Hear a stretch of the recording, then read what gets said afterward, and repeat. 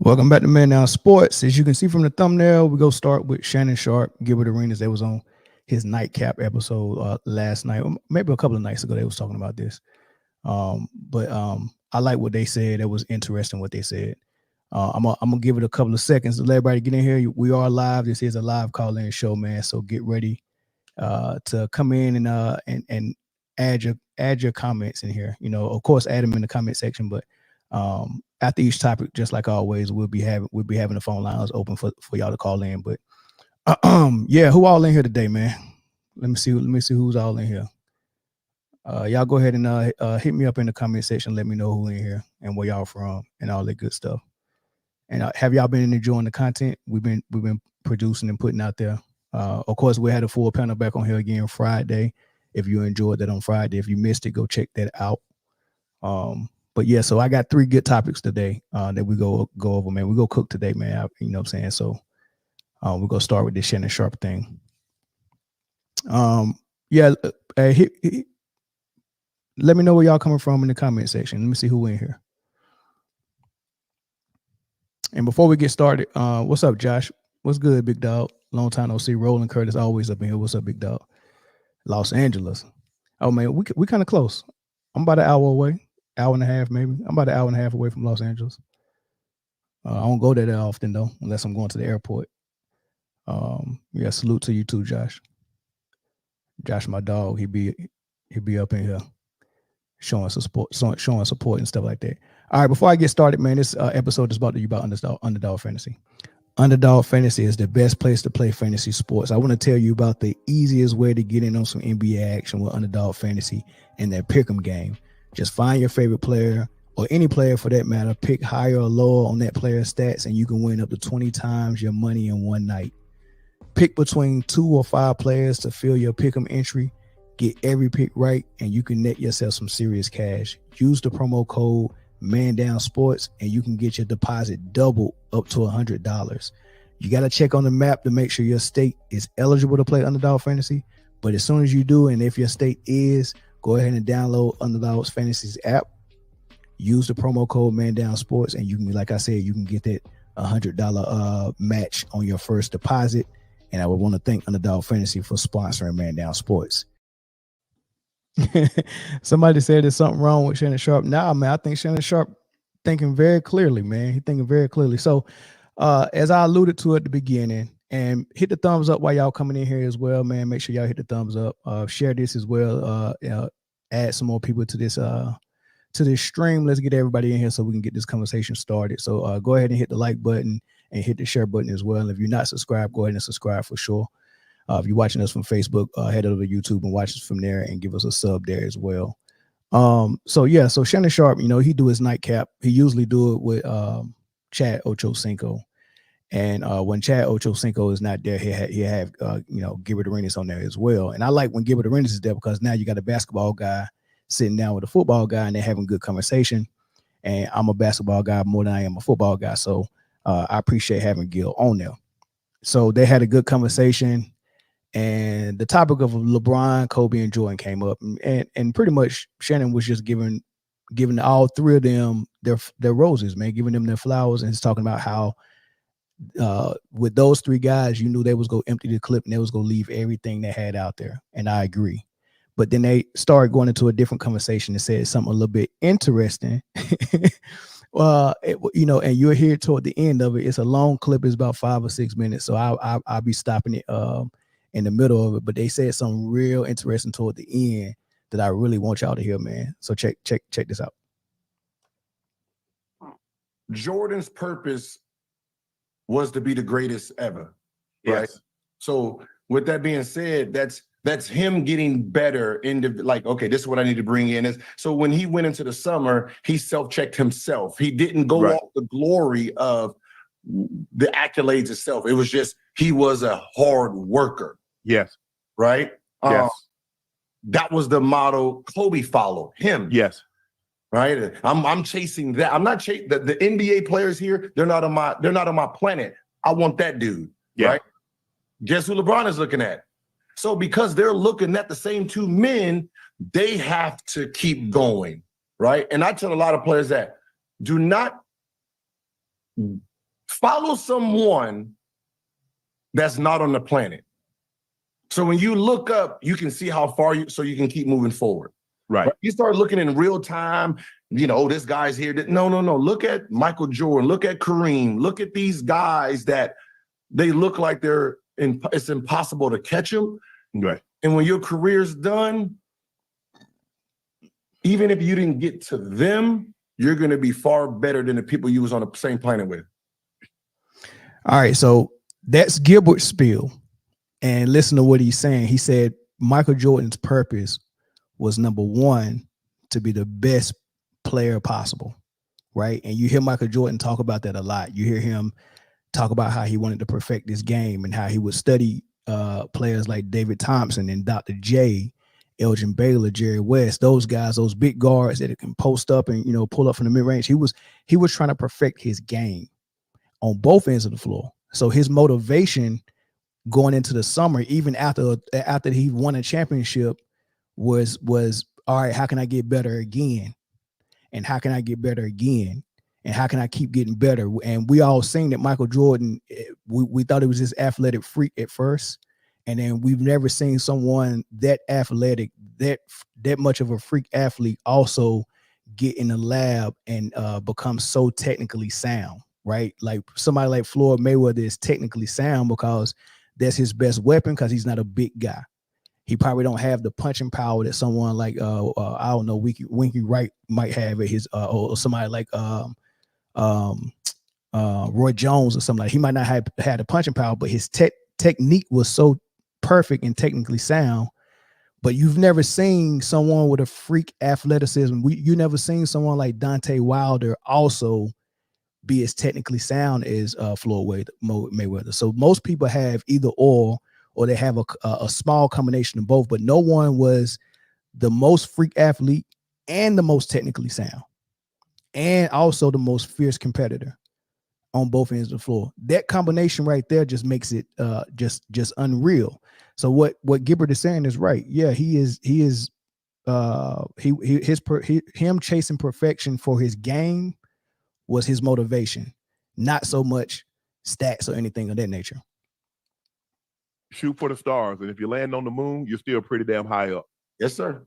I think the thing is, Gil, what Michael did, he was the first player to give other players someone to chase. Yeah. He was the rabbit that they were chasing. Because prior to Mike, I mean, Kareem, it wasn't Will, it wasn't Russell. Mike gave somebody like, okay, I need to be like Mike. Those commercials, those shoes, the blueprint, Mike, you ain't see Mike unless he was impeccably dressed. You see Mike in a sweatsuit. Mike gonna have that. They ain't gonna have that hoop in his ear. Mike gonna be having that suit, have them more big, still have them suits on. Now they ain't gonna be fitted. But Mike gonna be impeccably dressed. So he gave you the blueprint of how to build a brand. And so he gave you the blueprint. This is the way you need to conduct yourself. This is what you need to do. For the first time, they had someone to chase. So what Shannon is saying is not only was he the blueprint on the court, not only did he perfect this game, not only did he show you how to do it on the court, he was showing you how to conduct yourself as a professional off the court as well, right? So all of those things was him putting the bar as high as possible on the floor and off the court. Like he put the bar very, very high for people to follow. He gave them the blueprint. And if you're chasing Michael Jordan, if you're saying I'm gonna do what Michael Jordan did, then you're gonna be okay in this game. He was the idea of what a star supposed to look like, walk, talk, score. Like when people think about the knock on LeBron, he's not clutch. He don't take the game away. That came because of Michael Jordan. Right. That wasn't in the Wilt and all those guys. Right. That wasn't in their resume. You didn't use that against players. But when you sit there and said, I need one of those, it was everything he brung. So that's another good point. He said, man, the game winners that we're all expecting our best player to make, our best offensive player, our primary scorer, we're expecting them to be able to hit those game winners like Mike. right? Timely game winners, not just game winners, but clutch shots. And Shannon is about to speak to the fact that there's a stat out there that shows that LeBron has more clutch shots than Michael Jordan, right? Or not more clutch shots, but more game winners. But game winners are not the only shots that are clutch. You can have a clutch shot at any moment in the game. You could hit a timely shot to end the run, right? You can, it's a lot of pressure shots that are out there that's just not game winners, right? So there's a lot of clutch shots out there. Clutch shots with 2 minutes left. The game is tied. Ain't nobody scored in 5 minutes. We've seen shots like that in finals games where nobody could score. The defense was there, and the referee swallowed their whistle, and everyone's tired. It's a game 7. Y'all, it's the last game of the season. Legs are tired. Nobody can score, and nobody can get to the free throw line. Those shots are clutch as well, right? So we don't add every clutch shot when we're trying to get that stat. With that stat that's out there is just for game winners. And that game winner can't be a game time shot. It has to be a shot that you're down in and you're taking the lead, and it has to be with 5 or less seconds or 3 or less seconds or something like that, right? So yeah, for that stat, whatever that stat is, whoever came up with that game winner is a shot that you take the lead with 3 seconds or less, then cool. We can narrow it down, but we know good and well there's more clutch shots that players have hit than just those. But you know what, Gil? LeBron has more game-winning shots than Jordan. Yeah.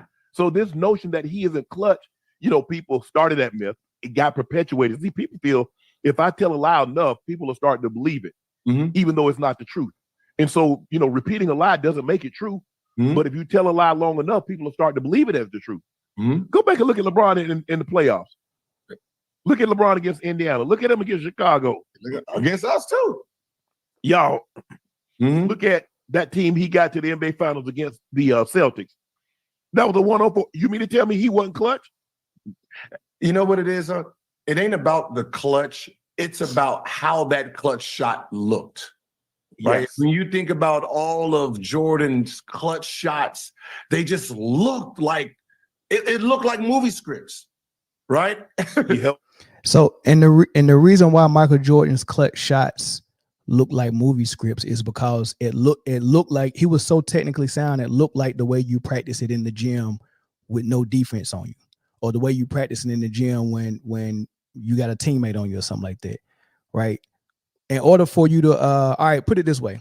It don't matter what training you go on. If you're a police officer, I don't know what y'all jobs are, but whatever training you are, if you're a boxer, MMA fighter, UFC fighter, kickboxer, anything that's gonna cause you while on the job to be under duress at some point, right? You're going to be under some type of duress, right? If you're a police officer and you're getting trained to shoot and all that stuff, and you're getting trained to use OC spray and use all these other batons and all that stuff, you have to go through that training, and they can simulate you being under duress, but it ain't gonna be real. It ain't gonna be the real thing. So we don't really know how someone is going to respond in those situations until they get in that situation. And when we was going through that training, because I was former military, so when we was going through training like that, they would always call it "don't go in the red" or "don't go in the black," either or. Don't go in the black or red, right? And what that is like you do all this training and you get this repetition, but then when you get in the action, you get shell shock and you freeze. You go in the black, you go in the red. Right, you can freeze, or you can just act sporadically and you might be shooting all over the place. Right, that's what you don't want, and that's what happens when you see people. They might practice game winners. They might practice getting to a spot and rising up on somebody and pulling up the shot. Right, but they don't have it down packed, and they're not that technically sound with it because the repetition is not there. And that's why some people game winners don't look as good as Michael Jordan's. For the fact that Michael Jordan can make his game winners look like it was routine practice and then hold the follow through, knowing it was going in. Come on, man, that's unreal. There was no situation or duress that made him fold, right? He didn't. There was no situation that we seen like that. He always rose to the occasion.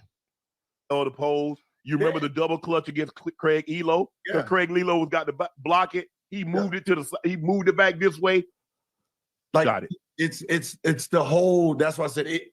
He was meant for that spot, right? When you go back in the archives and you start looking up game winners, his game winners just look better than everybody else's. Yeah. And that's what it was. I mean, the tongue hanging out, you know, he had the baggy shorts. He had the knee sleeve pulled down over his calf. He had the wristband on his elbow. He was slightly pigeon-toed. He kind of dapped when he was walking.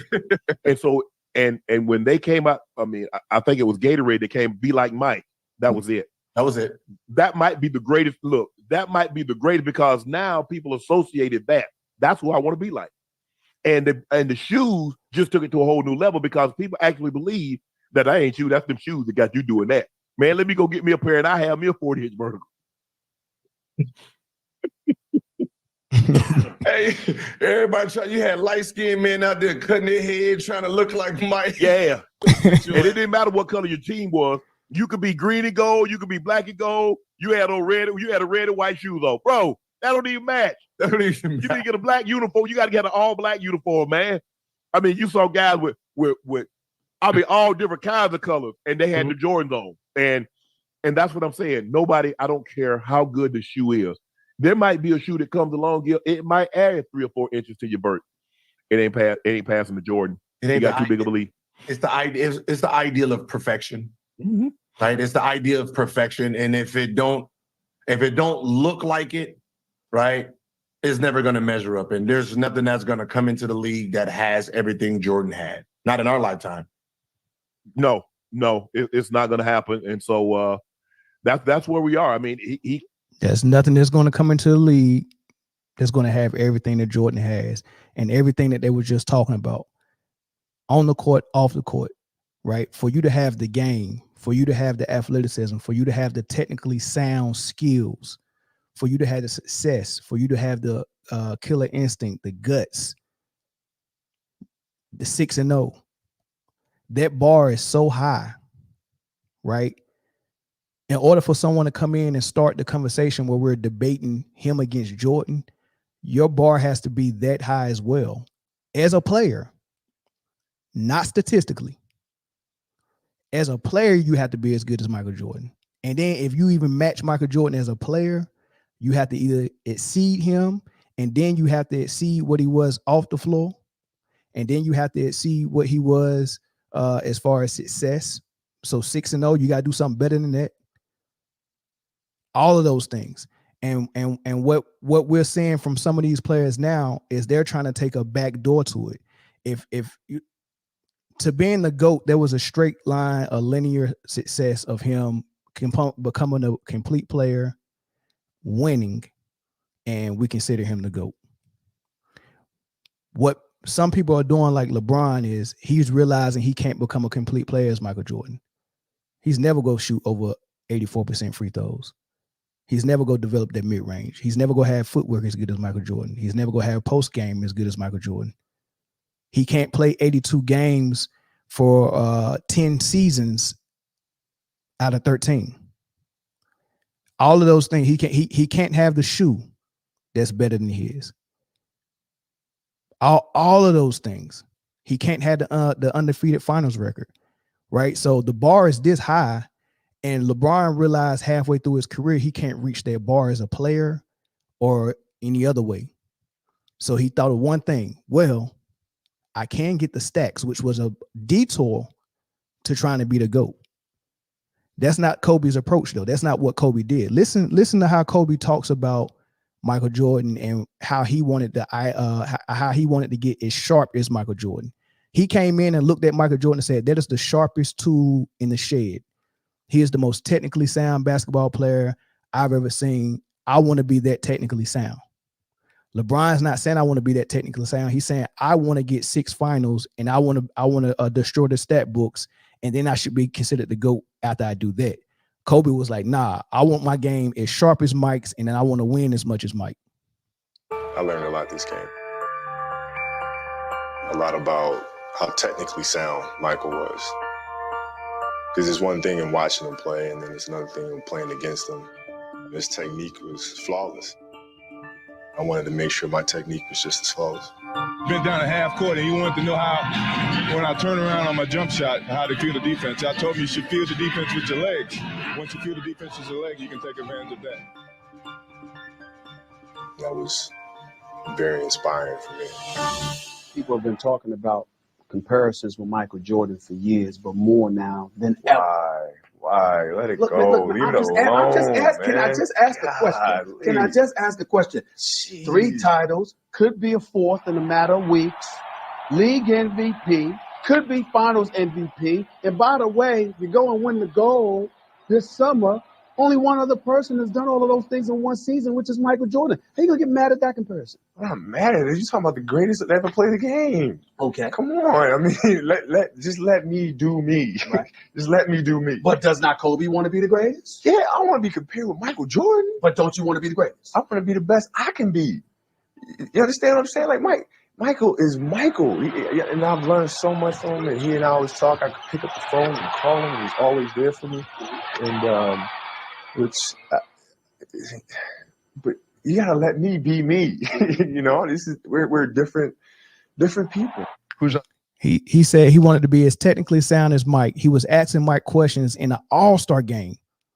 Instead of out there just to have fun and entertain, he's asking Mike, what are you doing in the post? How did you know to go that way on your fade? How did you feel what a defender was at? What are you feeling for? And Mike is talking to him and telling him that. That's Kobe. That's a student of the game, a student of the GOAT, and someone who just said, "Look, man, he's the greatest of all time. Don't compare me to him. Let me be who I am. Let me perfect my game." Right? There was a time that was Stephen A. Smith talking to him and interviewing him. That was a time where people were saying, "You could be the GOAT. You're chasing Mike." They didn't bring Shaq up then. Did Stephen A. Smith bring up Shaq at that point? No, he didn't bring up Shaq. This conversation has to be had because it's something that I don't know. It breathes air into these networks. It's one of the best debates in basketball. They can't end it. They can't end it. So even after LeBron retires, they're going to find someone else to compare. And the funny thing about it is they're not going to compare that person to LeBron. They're going to still compare them to Michael Jordan. So this whole debate of LeBron Jordan is going to end, and it's going to be Luka Jordan. That shows you how good Michael Jordan is. It was Kobe Jordan, and then it was LeBron Jordan.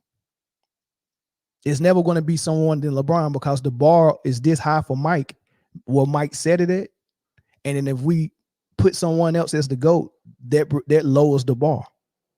And when you lower the bar, guess what happens? There's going to be a GOAT every 5 years. There's going to be a new one every 5 years. Mike has the bar at a place where no one can reach it. No one can reach it. That's where it's at. Who's going to touch what Michael Jordan has put out there? It's now you can get records and you can get the scoring record and you can break Kareem's record and do all that stuff and you can be top 5, top 10 in 3 statistical categories, maybe 4, whatever the case may be. That's great in its own right, and that puts you that puts you and it gives you a place at the table when you're talking amongst the greatest players of all time. But when you're talking about the greatest of all time, it's going to be hard to beat the guy who had the game as close to perfect as possible. And then the guy who studied under him, Kobe, who was the only person to get close to Michael Jordan as a player.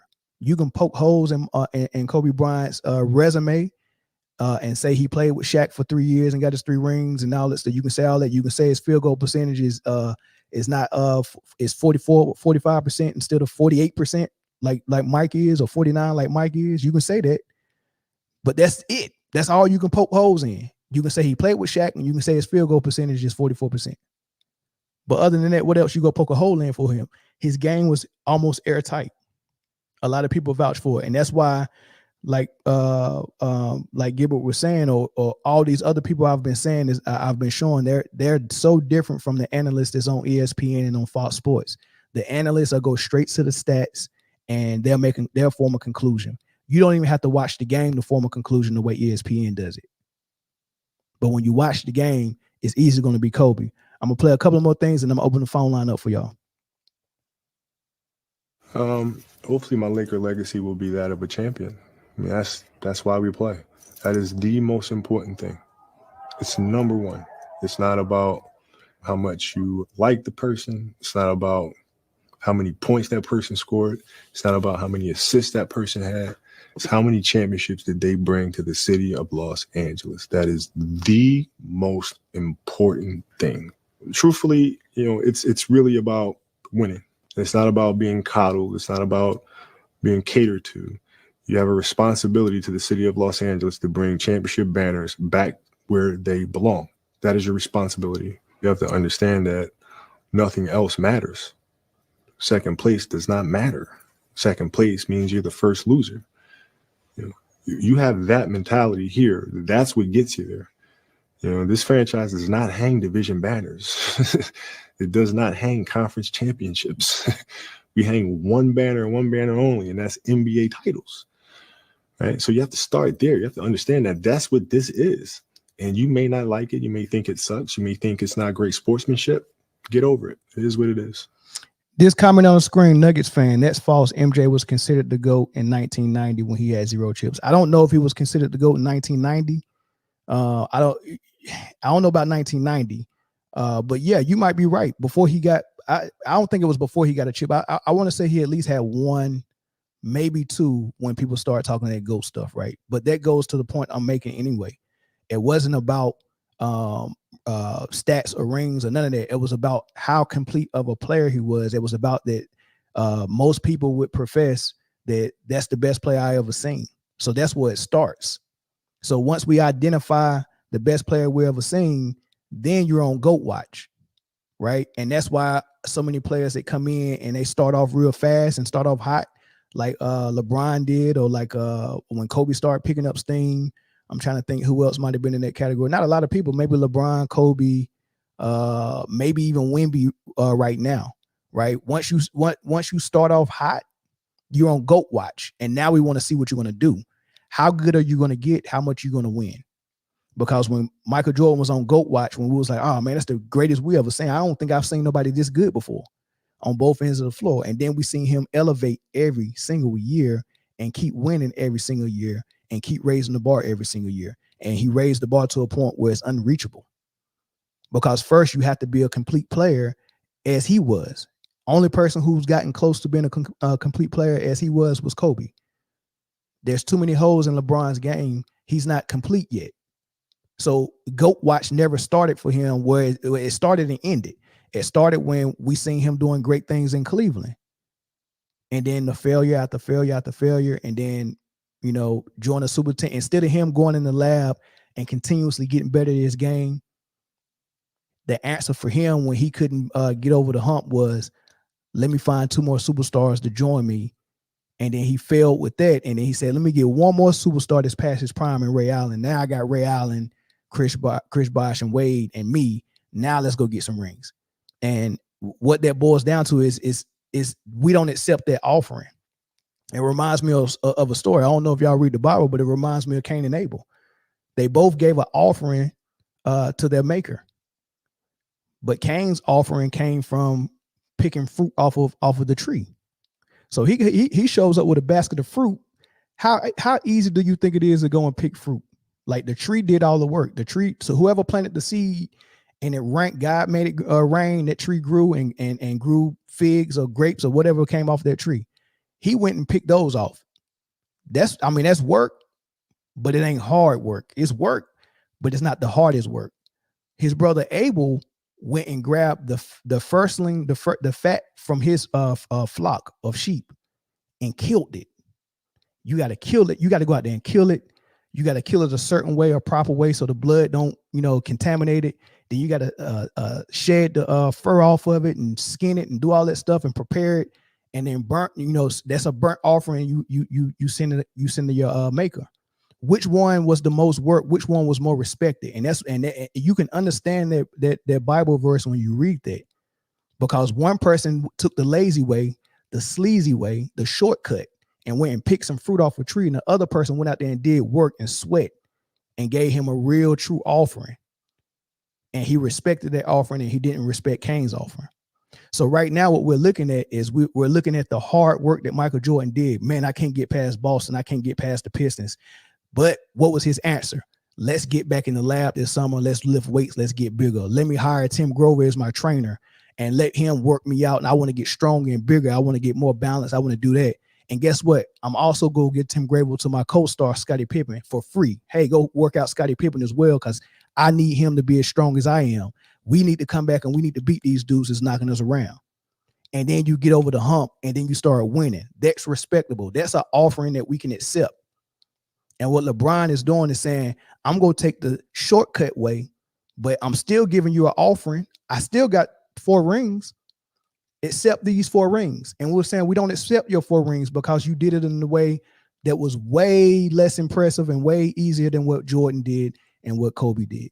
The way they did it, we respect. That's a good offering. What LeBron is offering us is not a good offering, right? So with that, I'm gonna open the phone lines up.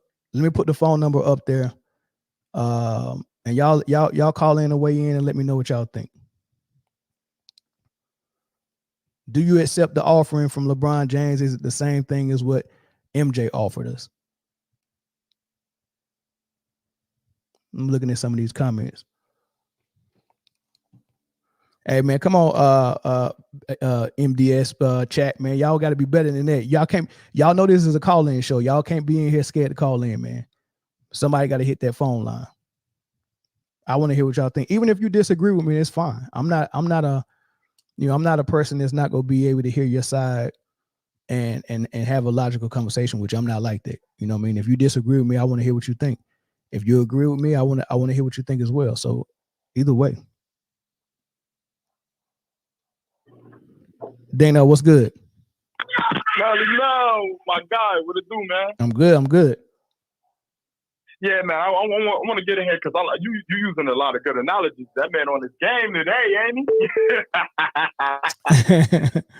But I read a few comments in the chat, right? And they were speaking on how Coach Bob might even said that Michael Jordan was the greatest player he's ever witnessed, right? And I had also commented, and I wanted to say that I think everybody's gonna have that one person that they've witnessed in person that they're gonna feel like, man, this is the greatest thing I've ever seen. You get what I mean? Right. For example, I think last year I told you, remember, it was a segment we were doing on Luka, and you know, we were kind of harsh on Luka, but when I seen it in person, it changed my whole perspective. You get what I mean? And that was on the Miami Heat. So I was like, man, this guy is really good. Like, the TV doesn't do it any justice, right? Right. But what I'm getting at is, I think, honestly, and this could be because of the age gap, I didn't get to see Jordan live, but I'm a fan of the game, so I went back, studied the film, studied his footwork, studied his mentality, his preparation. Everything that he did led to being great on the court, right? Right. Kyrie Irving has that same thing, and now he might not be physically gifted enough to be 6'6" and have a 40-inch vertical, but his gifts come elsewhere. The man can handle the rock. You can put him, let him scrimmage the five opponents, and then throw his teammates in there too. He'll still be able to get to the spot, score at will. You get what I mean? So Bob, I think Bob Knight was kind of talking on, this is the greatest person I've ever witnessed in person. Right. You get what I mean? So, and that was before that was from the Olympic Games. That was before he even went to the NBA and played a game. Still in college at that point. Exactly. So yeah. So that's all I wanted to touch base on. All right, man. Thanks for the call, man. It was one more person calling in, so I'm gonna go ahead and open the phone line back up. Yeah, absolutely, man. I'm in here, bro. All right, bro. What you doing, man? All right, thanks. Yep. All right, that one caller that just called, you can call back. But yeah, so I'm looking at some of these comments, man, and make sure you hit the thumbs up button. Don't, it's 173 of us in here. We should have at least 150 likes in here. So everybody right now, hit that thumbs up button really quick, and go ahead and share this feed as well, man. Let's get some more people in here. Some more people that that's free to call in. I want to take about 2 more calls, maybe 3 before I move on to the next topic. Well, somebody said MJ was not better than KD from the mid range percentage wise. That could be true percentage wise, but that goes to how you evaluating what you evaluate. Some people, the numbers is everything to them, right? But I think Kevin Durant, Kobe, Mike, Allen Houston, Kyrie, Mitch Richmond, Rip Hamilton. Man, it's a big dog, Glenn Robinson. It's just some Sam Cassell. It's so many people who mid-range game was everything, right? So I it's too many people to say who has the best, but amongst the people who are in the GOAT conversation, it's Mike and Kobe.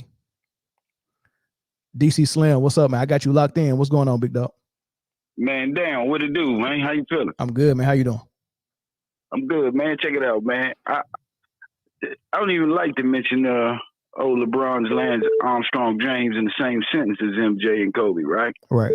But I'm gonna call you and tell you this. I'm gonna throw this nugget at you. I think Kobe is the better player all around than Mike. Okay, Mike is the greatest. As far as I'm putting Mike up there for because of the shoes, the impact, the walk, everything. He just got it all. But I think when Kobe came, right? Kobe is Michael Jordan 2.0. He a better shooter. It's a tie for the defense. Now, just put it like this. If them two played one-on-one, 10 games, I couldn't even tell you who will win that because I think Kobe will give him a run for his money. See, I think Kobe is the greatest all-around player in history. Like, he can play in the post. He can play the point. He can any position. And look, we can't lie. We've seen him guarding centers before. We've never seen LeBron guarding centers. All right. So I don't, like I said, I don't really like to talk. To me, I don't even think we even need to be talking about LeBron in the same breath as MJ and Kobe. I don't know where that started. Whoever started this lie, I'm gonna call them a genius. They're a genius because we can, you know what I'm saying? This is the greatest thing that ever happened, man. You know, because at the end of the day, he is, and it's not no disrespect to him as a basketball player, because I'm not going to use the word great. He's a extremely good basketball player. He hogs the basketball, so you really can't see his flaws, right? Mm. I'm not going to call him great. That's the reason why I can't put him in even the top 15. He don't really have a special skill. So I just think all of this is just promotion. You know, so I still can't figure out. It's like the stat thing. When people talk about LeBron, they bring up stats all the time. But when you judge a player, okay, and I just hope everybody listening to this, when you judge a player, it's all eye test. Like I told you last week, LeBron is number one statistically. But when the games start, he dropped to 17. So on the court, right? Your greatness should be based on what you do in the clutch, who you are guarding, who you shut down, big shots you make. None of these are statistics. You know what I'm saying? This is just plain old straight gameplay. But statistics, I think, has made it easier for nerds to get into the basketball conversation. You understand what I'm saying? No, I agree. People who probably didn't grow up getting in the gym and shooting 500 to 800 shots a game or a day, trying to perfect something, or someone that was in there, you know, doing all these things, like they might have been doing something different. But for people who actually know what it feels like to get in the gym and work on something, or for you to have to teach it to somebody, like if you can teach this to someone, if you can teach someone how to shoot, you know how tedious it is and how delicate it is. And when you see someone with a jump shot that mirrors perfection, you know that person has put in a lot of work, and you know that you know, and for you to be able to do it the way you do it in a game under duress, that shows a lot of skill and you know, and what you're displaying. So you can't just gloss over that and just think that just because you're a good shooter, that's just something to just gloss over. No, it takes a lot of work, right? So not only that, I don't mean to cut you off. You gotta transfer errors too. So to me, now a lot of old heads get mad at me when I say this. MJ, like I said, I'm a Laker fan. Back in the day, I hated Jordan, okay? But today I got a lot more respect for him. Now, when you carry over errors, right? I honestly believe Kobe played in the hardest era, okay? It was a more slow moving. You couldn't just go in the paint. It took skill, you know. He beat, but just look at it like this. Kobe beat more 50 and 60 win teams than anybody in NBA history. He played against some of the best defenders and scorers. Now, if I take and put LeBron in his era, he got no chance, you know. See, look, I'm just saying like this. I ain't going to hold up the callers. Look, I can give you a list of names who LeBron James is not better than. Dwayne Wade. If I went back in history, I think somebody like Spreewell would shut LeBron down. All right. I'm not gonna go that far. I'm not gonna go that far. Look, I got another one for you. Somebody like Tayshaun Prince. No, he LeBron. Nah, he tried. LeBron embarrassed him. He tried. Well, that's late, Tayshaun. If we, okay, that was old. But Tayshaun wasn't even. I mean, Tayshaun couldn't really do much with Kobe though. Well, no, I'm gonna disagree with you there because the only two people that I ever seen slow Kobe down was Tayshaun and Tracy McGrady. Okay. All right. Long arms. Tracy that's the advantage that they got. See, LeBron is a soft bully to me. He's like a fake bully. You know what I'm saying? And like he's big in stature. You know what I'm saying? I gotta watch what I'm saying because my son watched the show the other day and told me I couldn't land that play. so I'm trying to watch my words. Like he's a strong dude, but his muscles is not used during the game. That's why I call him a giant point guard. He's never playing in the post. He's never guarding guys his size. You should see how he run off of them picks to get away from people that he can match up with. Right. So once again, I'll go back to the beginning of what I said. Whoever created this lie is a genius. Because I don't know where. If you're going to compare somebody to Kobe or Jordan, you got to go Dwayne Wade. They got to be their size, bro. You can't be bigger. Because if you're a big man and you dominate, I can't call you great because you're big. You know what I'm saying? Right. What makes Mike and Kobe and them look the best is their size, man. They was dogging big dudes. They was just abusing them. So if you LeBron size, I ain't gonna just be dropping that word great. You know what I'm saying? So right. I'll say he's number 17. He's the greatest of all time on paper. But when the ball go up, he go to 17. Great show, homie. I'll keep listening. All right, thanks. Peace. A Nuggets fan said Ray Allen wasn't on that team. Well, yeah, he was. He was on the second team that actually won it. Right? They lost to the Mavs, and then they went and got Ray Allen the next year. So they had Ray Allen coming off the bench. Ray Allen was on that team. Caller from South Carolina. What's going on? What's your name? Hey, what's up, man? This is Aaron, man. How you doing? I'm good. What's up, bro? Nothing much, man. Hey, what I don't hear a lot of is when we start talking about who's the GOAT and the greatest players. One thing that I don't hear is the dynasty.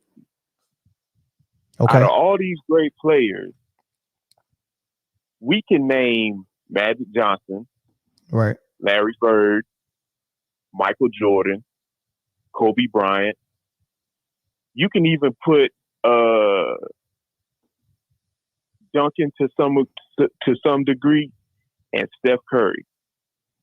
One thing that these guys all have in common is they've been part of a dynasty.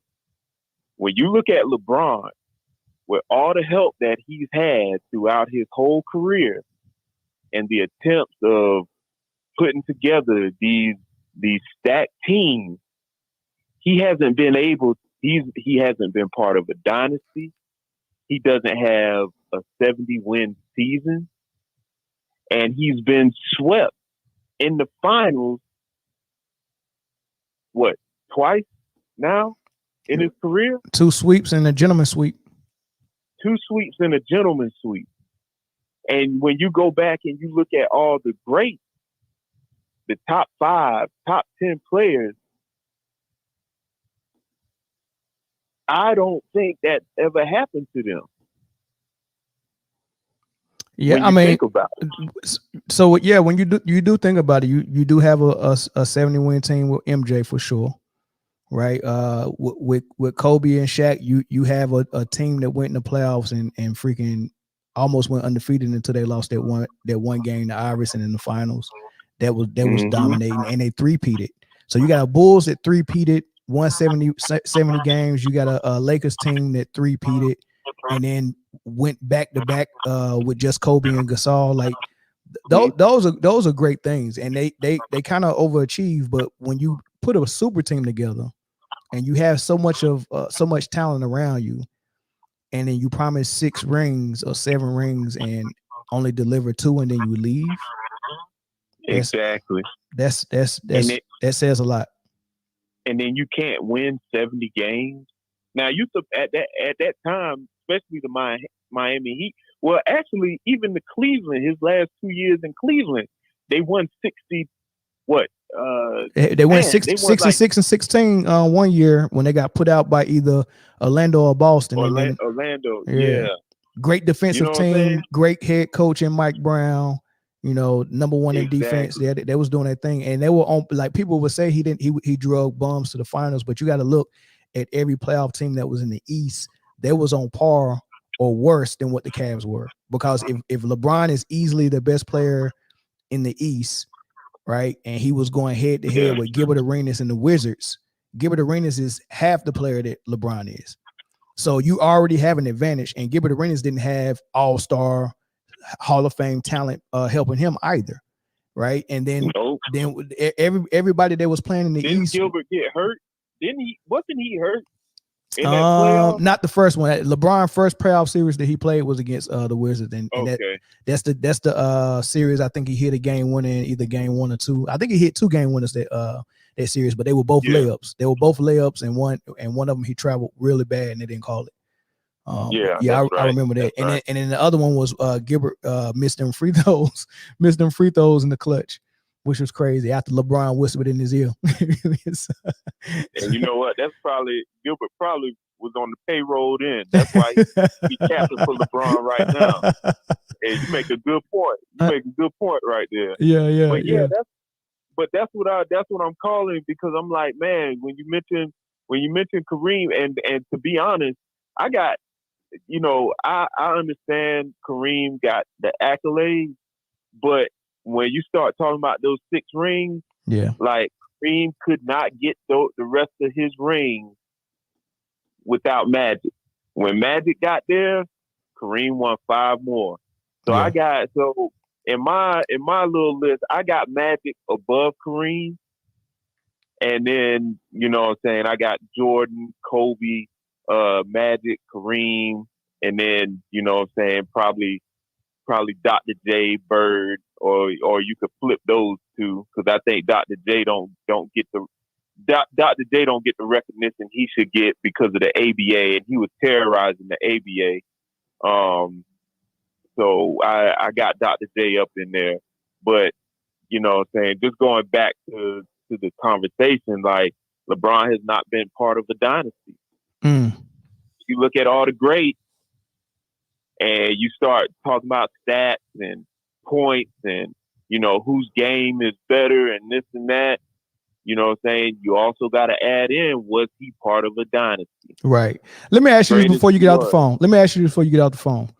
So with the team hopping that LeBron done, like, because the analogy I gave that, you gave an offering of 4 rings. You gave the offering, but the way you got it was the easy route, by forming a super team, right? By team hopping from team to team. Like, I get you left Cleveland, cool, but you went to Miami, which was a great organization, had a great coach, a great president, and you had a great co-star in Wade. You left Miami because Wade's knees was bad, and y'all had reached y'all limit with the cap, and y'all knew y'all wasn't gonna get more help, and Wade's knees was bad. So you left Miami for a younger co-star, right? So I erase Cleveland and just say start them at Miami. You got 2 out of 4. Now, can you stay there and, like you said, form a dynasty and keep that thing going, right? Form a dynasty, keep that thing going. But no, he jumped ship again. And then in Cleveland, he jumped ship again. Right. So this is my question. If MJ wanted stats, right? If MJ wanted Kareem's record, what would have happened when Jerry Krause told him he wasn't bringing Phil and Pippen back, and Pippen and he left and went to the Rockets. Michael Jordan retired. Phil Jackson retired. A year later, Phil Jackson is in Los Angeles. What would have happened if Michael Jordan, who was only 35 at that time, would have decided, I want more rings and I want to get Kareem's record, and he came out of retirement and went and joined Phil in LA with Shaq and Kobe? They three-peated without Mike. So I'm quite sure they would have three-peated with Mike and probably did more. Man. Would you would you have respected that three-peat more than you respected the three-peats that he did with the Bulls? No. I definitely would have respected the three-peat he had with the Bulls over the 5-peat he possibly would have got with the Lakers. Exactly. Yeah, I definitely would have respected that Bulls 3-peat. But hey, going back to what you were saying about Miami, yeah, Wade was declining, but I think if he stays, I think because of how Pat Riley's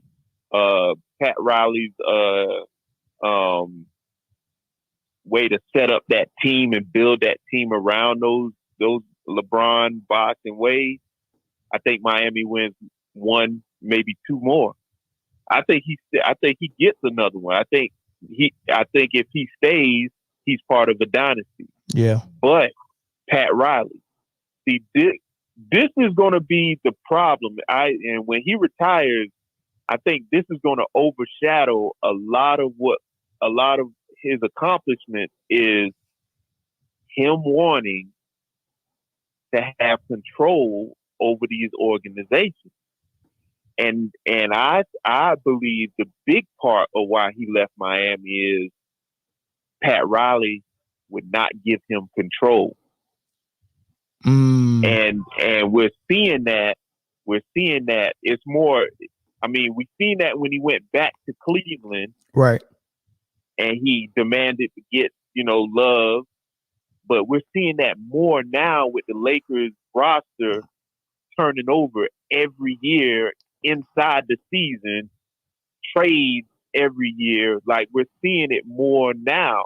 And right. nobody, and I know the media don't want to admit it, but that's the reason why Magic stepped down. Magic seemed like, hey, yeah. You know what? I can't, you know what I'm saying? If I ain't going to have the type of power I had when I was able to draft Brandon Ingram, Kyle Kuzma, Lonzo Ball, kind of help, build for the future for the Lakers. If I can't have that type of power now, let me go ahead and step down. And that's exactly what happened. Yeah. He basically ran Magic off. That's exactly what happened. Yeah. And I think that's what's going to overshadow all of his accomplishments, because what did he try to do in Miami? When Miami hit that rough patch, he tried to get Eric Spoelstra fired. Try to get him fired. And I bet you any amount of money with Wade knees going bad, Wade would have got traded. if LeBron would have stayed, Wade would have got traded, bro. You think so, man? Heck yeah. Either Wade or Bosh. One of them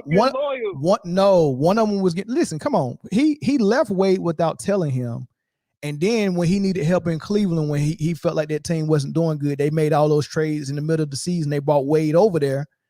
Well, no, actually, they brought Wade over there in the summer, and then it wasn't working. And then they before the deadline, he traded Wade again without telling them.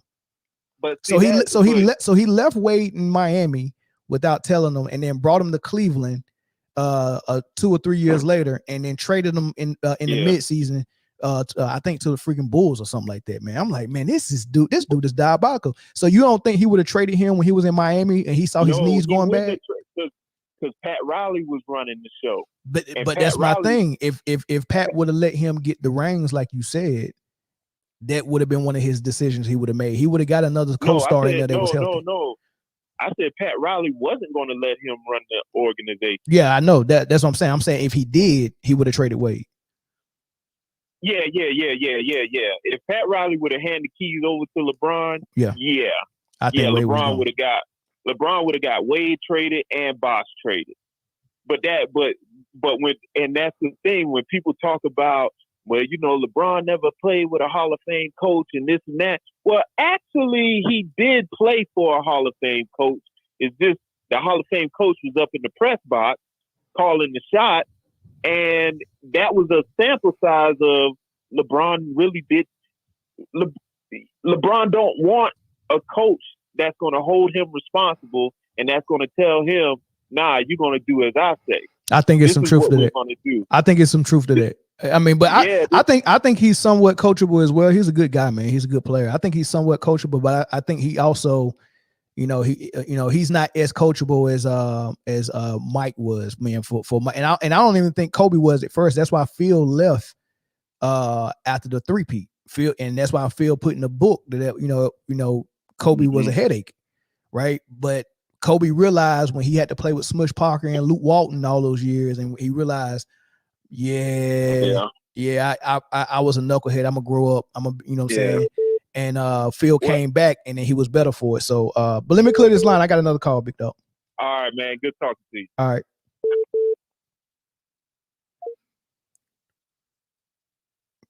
Caller from Minnesota, man. Make sure you got YouTube turned off so I don't hear echo, and let me know what your name is, Big Dog.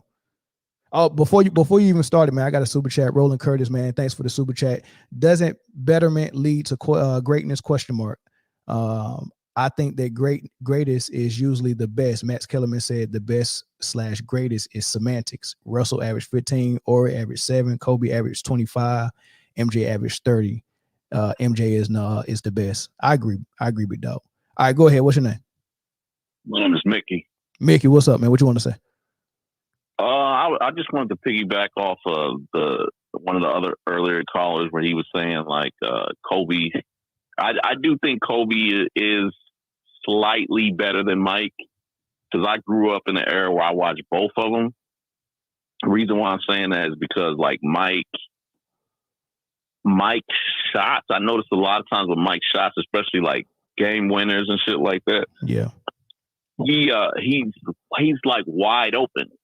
A lot of Kobe's shots were way more difficult as far as like game winners, barely getting it off. So I always looked at it like, okay, Kobe's just slightly better on that aspect. And same with the other callers as far as like LeBron. LeBron, I don't think he is a coachable guy, but I noticed in his career, he had chances to play with the so-called good coaches like Doc, Popovich. He never went to those guys. Right. He never requested them either.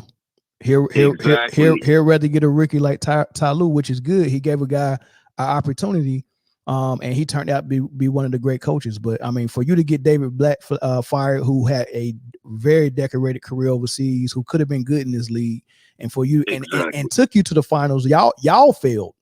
You know what I mean? So don't get mad at him because he wanted you to play a certain style of offense and you wanted to play your system. That was from my recollection, not to cut you off, from my recollection, that when they fired him, they had a good record. They did, but so they went to the finals one year, then they started having issues the second year, and they fired him in the middle of the season. But do you remember what LeBron did before they fired him? I don't remember that. I want everybody to go Google right now when LeBron took a 2-week hiatus for no reason. He quit on the Cavs. And the crazy thing about it is Brian Windhorst is a LeBron guy, and he wrote the article. I remember that. LeBron quit on the Cavs because he didn't want Blatt to be there.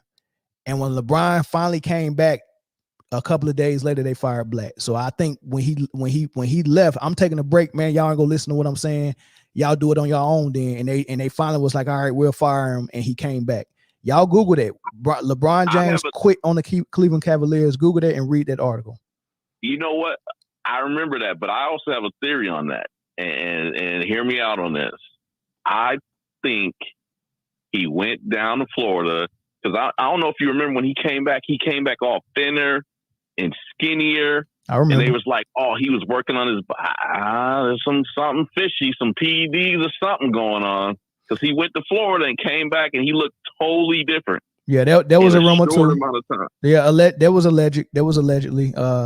I tried not to look into it too much, man, because if the NBA cared, then it wouldn't just be alleged. If it was any truth to it, then we would know about failed drug tests. So if it is some truth to it, the NBA just don't want us to know about it, and they don't care. So that just shows me it's probably more than him that's juicing. So I ain't gonna mess with him about that, because who knows who juicing in the NBA? Who knows?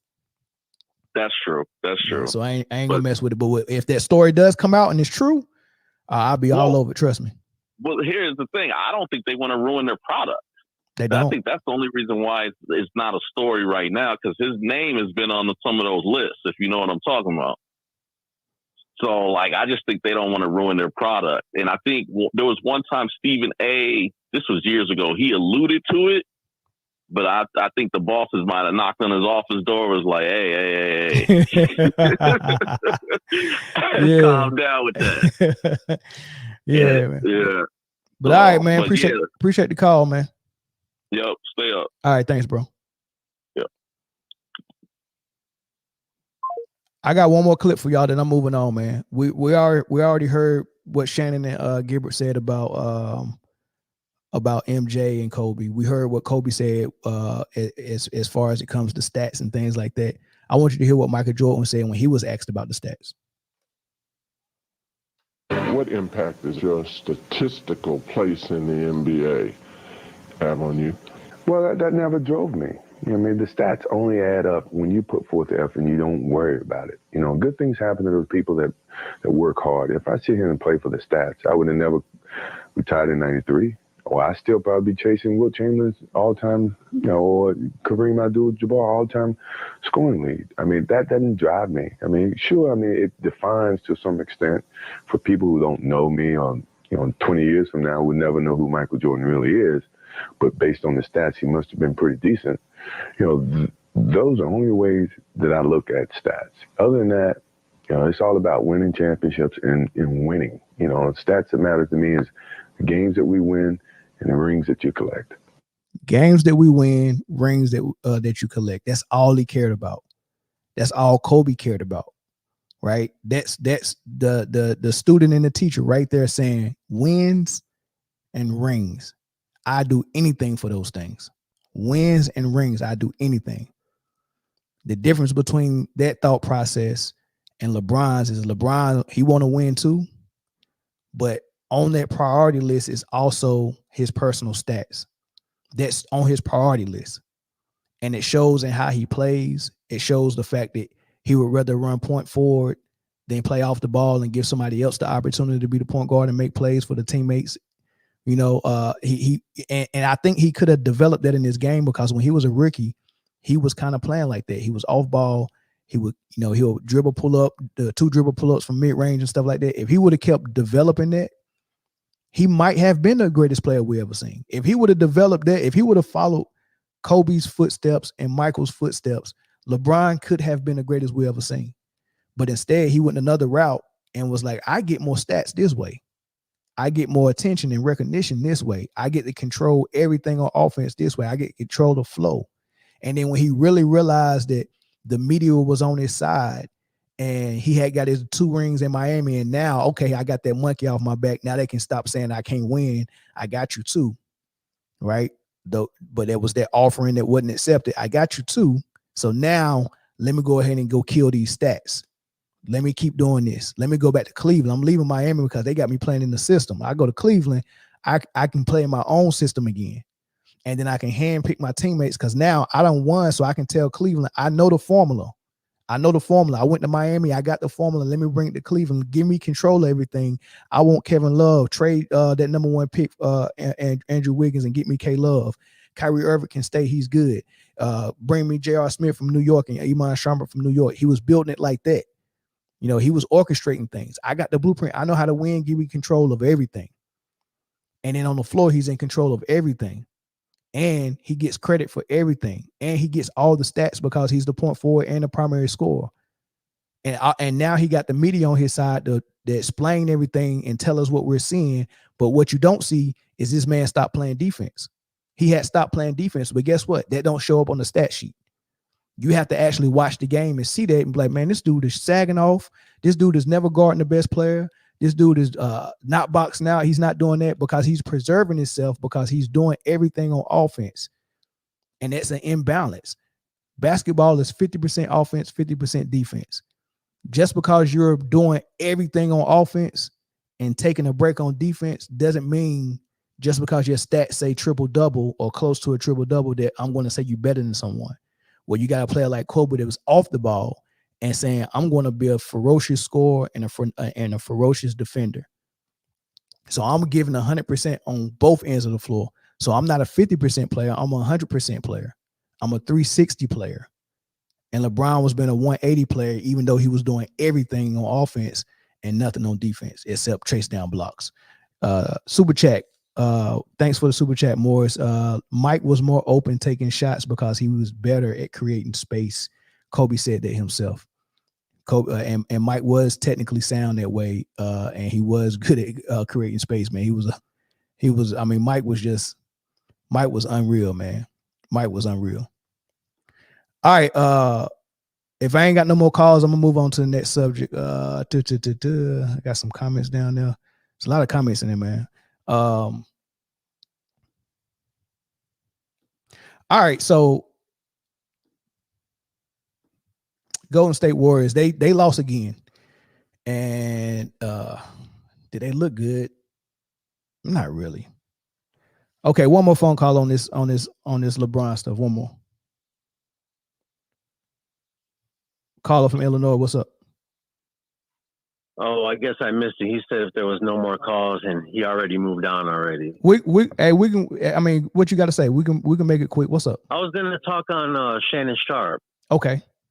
And his love for LeBron. Okay. Go ahead. I'm listening. All right. So yeah, I never understood Shannon Sharpe's love for LeBron as the GOAT. Like, you know, he's supposed, not supposed to be, he's a great football player. He knows sports. And I don't see how he can watch LeBron flop and throw himself all over the floor and complaining all the time, where everybody's on the other side playing basketball. And he's still over there crying. And those are not GOAT activities. You can't show me a reel of Michael Jordan flopping all over the place. Well, there's lots of LeBron reels. But it's the reason why he can see all that and still say LeBron is the GOAT is because he don't see all that. First of all, he's a football player, and he's been doing that probably his whole life more than any other sport, right? So that's what he is. He's never really trained. So he's more biased. I don't even know if it's more biased, man. I think it's a couple of things. Is one, a little bit of ignorance. He don't know better. So only thing he knows is stats. Right. So with the emergence of like with the Kareem thing, like, man, you came out of high school, you got 4 more years off of everybody. Of course you score more longevity points. Correct. Correct. Yeah, yeah. but stats is the new thing for these new fans now. That's all they go by. And one of the callers said earlier, man, that is the easiest way for a novice or the easiest way for a non-basketball player to follow the game is by watching the stats. Because if it wasn't for the stats telling them what they should think, they couldn't be part of the conversation because they couldn't sit down and talk about a lot more analytics. Correct. Right. Yeah. They can't discuss nuances, so they would just have to sit down and watch everybody else talk. But now that stats is a huge thing, now they can be part of the conversation. Now you can grab a retired football player and throw him on a debate show and let him talk about basketball, whether getting somebody like Matt Barnes, Stephen Steven Jackson, or Jim Jackson, or somebody like that. You'd rather have Nick Wright and Shannon Sharpe and Jason Whitlock. Whitlock. God, Nick Wright. Oh my God. You get what I'm saying? Think about the people who are doing the debate for the GOAT. Yeah, Nick Wright ain't never played no sport, bro. Nah, you could now and like Skip Bayless, Nick Wright, Shannon Sharpe, a football player and 2 players who like Skip said he played basketball, but I mean I seen him on He-Man. I think his name was Skeletor, but other than that, I don't know if he hooped. So I mean these are people who are leading the debate that too, but I never seen him hoop or anything. Yeah, I would love to see it. I would love to see it. But yeah, man, thanks for the call, bro. I'm gonna move on. All right, man. All right. Yeah. The debate is being ran by Skip, Shannon, Stephen A., Nick Wright, people like that, Chris Broussard, Rob Parker. Like, these are the people who are running the debate. They're all heavily on analytics and stats, right? There's not a lot of basketball guys left that think like Kobe or Mike. Like, if you get in the room with Kobe and Mike and they start talking about basketball and all this stuff, ain't no way in the world they go talk about somebody who don't play defense the way that I know Kobe and Michael Jordan played defense. They're not going to respect someone who don't play defense just because they average almost a triple-double. And yeah, I'm talking about Luka. All right, so yeah, let's move on. Draymond Green, Golden State Warriors, they lost again. Draymond came back for his first game and from his suspension and all that stuff. And he had some stuff to say. And here's what he said. Took an L to an injury-plagued Grizzly squad on Monday. When asked about the Warriors' defensive struggles, Draymond had this to say. Just got to have pride in yourself as a man. And I'm not going to let my guy score. And our closeouts was too soft. Our rotations were too slow. So it's just no pride. Like, and until every guy take pride in themselves and want to stop the guy in front of them, we'll suck. So, on a scale of rare to burnt, how cooked are the Celtics? Or how cooked are the Warriors right now? What color is this one? That would be charcoal. That's called KG. Yeah. Whoopi It's Goldberg bad. Gubs. It's bad. Back Morale to Forrest Whitaker's is neck. low. I've never heard them talk about themselves this way. And I think that's like the glaring thing. Yeah. They come into media. They're not completely pointing fingers, but it's kind of given, he's not doing this. Yes. He's not doing that. And I've never heard them talk about themselves this way. To see Steve come in constantly complaining about other things that have nothing to do with the team, and then Clay saying, you know, he's not going to lose sleep. That we're getting booed. That to me was the most glaring thing. Like, what? You trying to get up out of here because you know them fans are your fans. They booing because y'all not performing. You should be losing sleep because it's affecting y'all record. And then you got Draymond, you know, he's been going through his thing, but he's seeing it because he get to see it from the outside now. He got to sit out there and be like, damn, we really look bad. Then I come back and we look even worse. I mean, he's their leader on defense. Like, what did he think was going to happen? Exactly. You've been gone for this long. And the chemistry's rocky. Kuminga not happy. Moody not happy. Then you got what's the other boy? The white boy, Pazinski. Yeah. Like he coming in to be the savior. They looking at him to like make a play. I was looking at it like they he walk around. No, for real. He walking around like I'm the playmaker like, now. I'm the one. Like Steph pushed him off. Steph was like, nah, you got it. Steph told him he was like, oh, I got it? All right, let me go try to make a play. I'm like, oh, this Steph needs some help. It's nasty out there. One of you mother. Hey, I remember last time I had a conversation about this, man. Somebody said they should trade Draymond to Washington for Jordan Poole.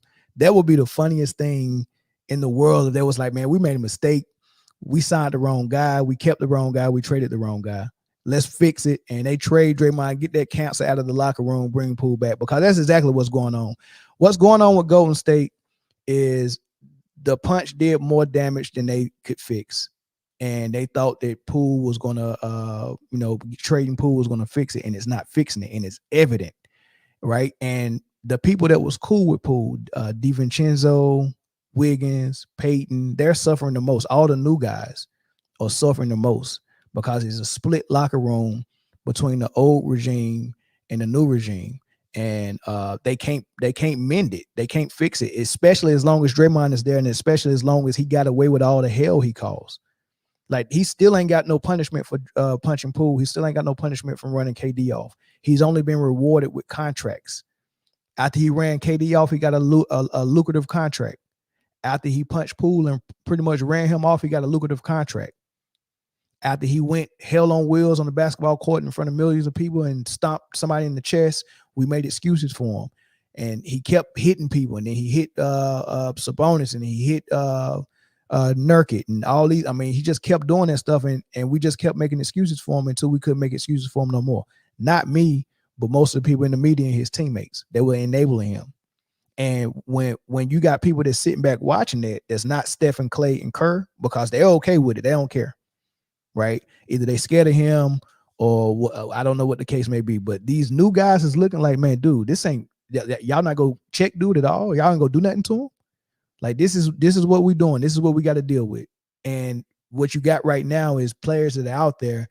They're out there just for their job. They don't want to run through a wall. And when you're trying to build a basketball dynasty, or you're trying to keep a dynasty going, or you got a franchise that you're trying to keep running smooth, you can't have breaks in your locker room like this, and you can't have players that don't have buy-in anymore. And the new guys don't have buy-in because they're saying that the old guys can do whatever they want, including Draymond. And if we get in their way, we'll get traded. Wiseman got traded. Poole got traded. Kuminga and Moody don't get the minutes they need, right? They even bought this new rookie in now and taking the minutes that Moody have sat on the bench. They kept telling Moody, wait your turn, wait your turn, wait your turn. And, you know, even if he have good games or great games or whatever, he's going right back to the bench because guess what? He played the same position as Clay, and they don't want to hurt Clay's feelings and put him on the bench for Moody. So they telling Moody to wait his turn, but then turn around and put Podziemski in as a rookie because he came in and hustled, and now he's got Moody's minutes.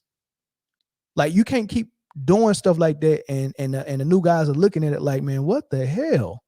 Like, what kind of organization is it? And now they don't want to run through a wall for you no more. Wiggins ran through a wall for you. He sacrificed his game and said, I'll come over here and play the way y'all want to play in Golden State. I'll play power forward. I'll guard every great offensive player because Clay can't do it no more because his knee, and Steph could never do it. So I come in as Wiggins, who can score 25 a game.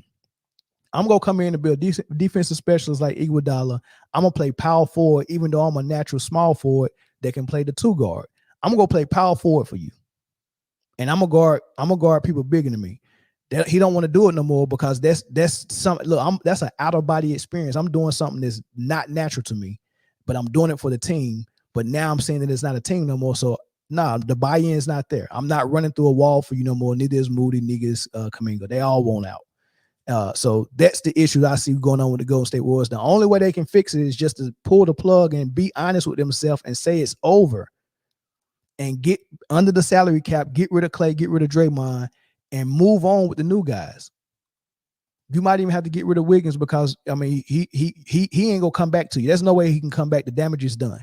He can't come back and play 1,000% and run through a wall for Golden State. That's done. He can't do it. Kuminga might be able to do it. You might be able to salvage him. Moody's done. You got a clean house.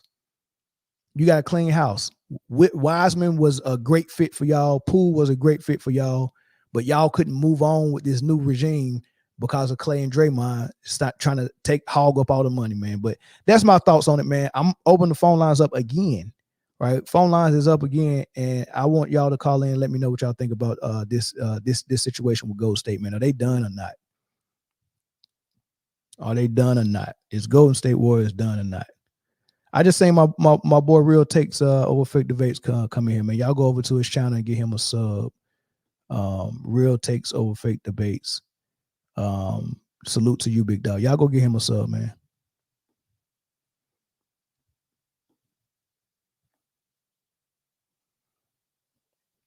Caller from Texas. What's up? What's your name? Hey, what's up with this? Your boy Mike, man. What's up, Mike, man? What's going on with Golden State, bro? Bro, so I actually was talking about this yesterday, bro. Like, for real. So I don't think Golden State is done. I do believe that Draymond for real is campaigning to go to the Lakers, bro. He's clutch sports. That's why he's doing all this stuff, bro. If they're not done, how do they keep it going? What's the next? Because they plan like they done. So I want to know what changes them and get them into a number 6 seed and make the playoffs this year. So this year is dead. Let's just throw that out there. Okay. This year is dead. All right.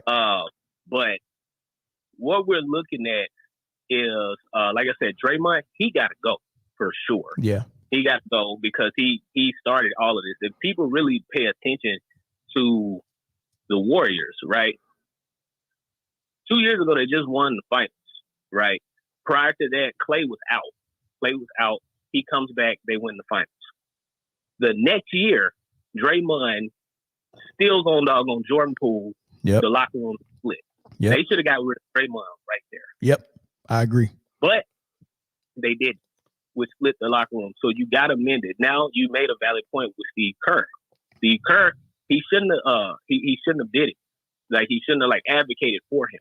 Right. But what Steve Kerr is doing, if people pay attention to the Warriors, right? All he did was recreate the Bulls. That's all he did. He tried to.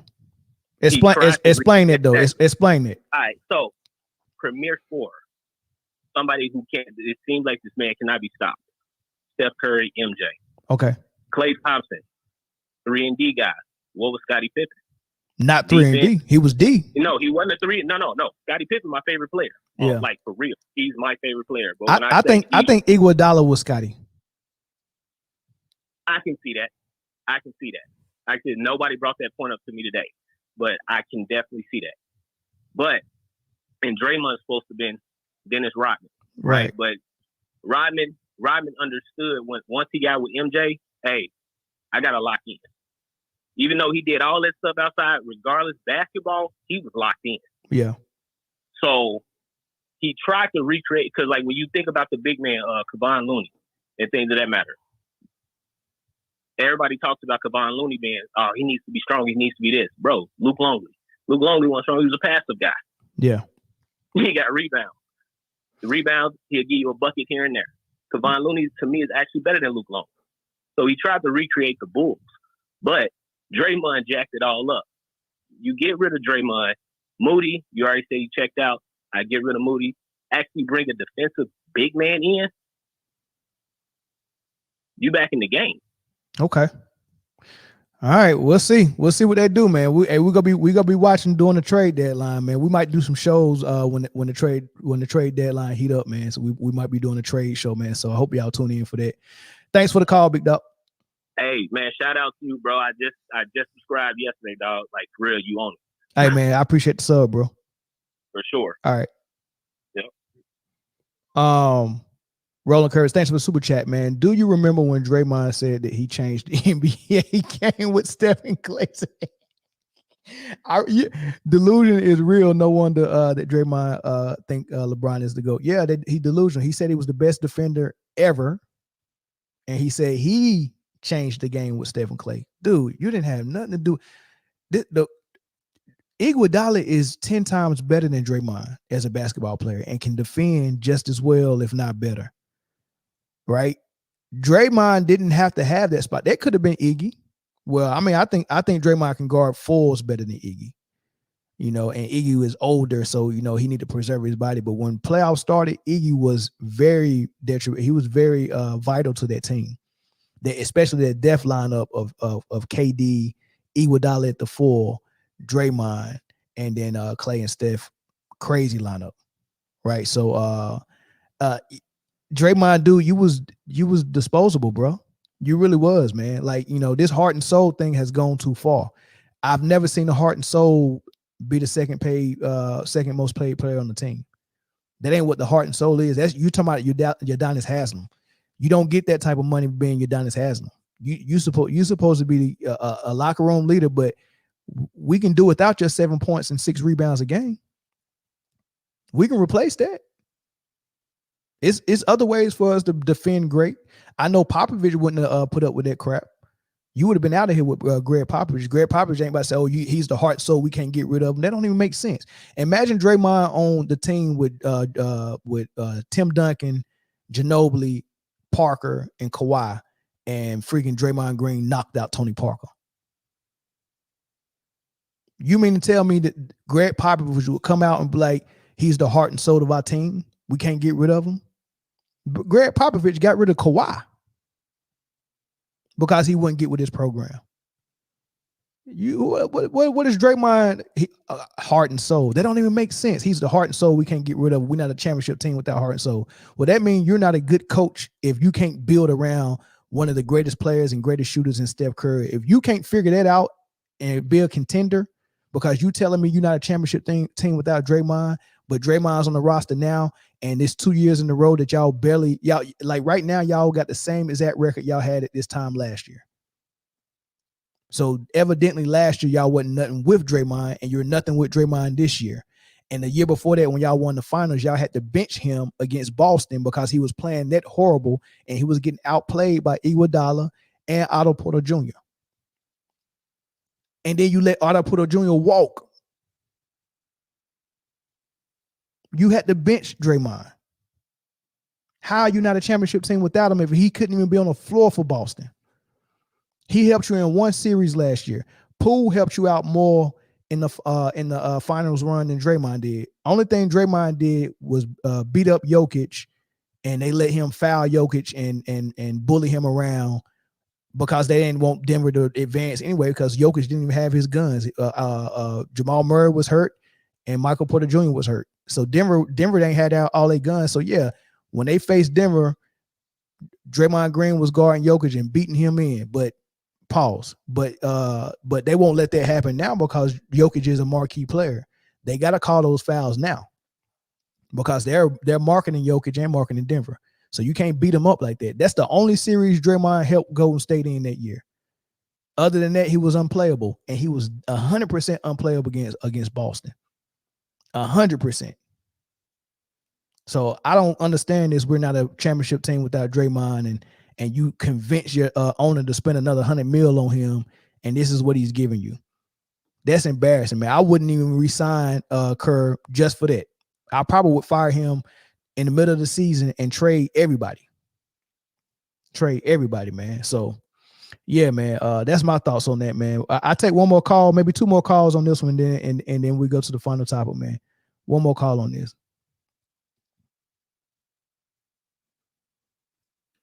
Man, I can't even. I'm trying to get all these comments, man.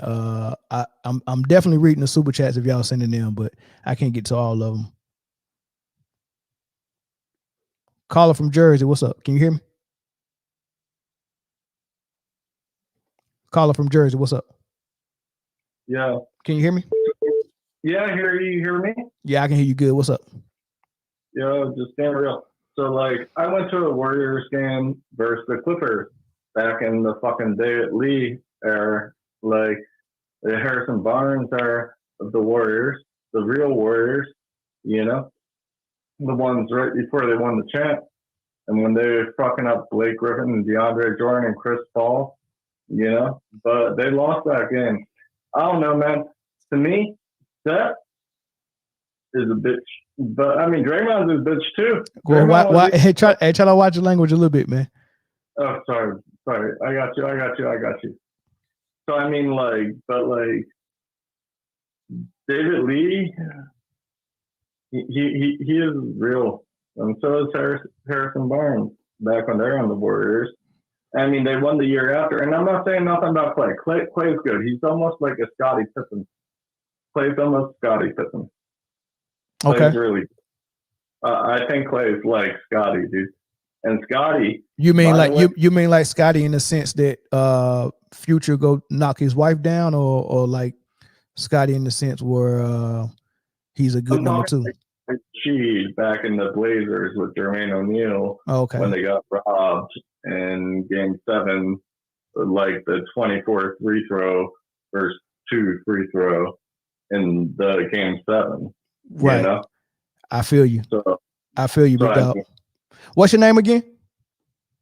Lance, but the Lance a lot. Whatever you call me, whatever you want to call me, dog. All right, I appreciate it, man. Hey, I got you locked in. Thanks for the call, man. Make sure you call back next time we live, man.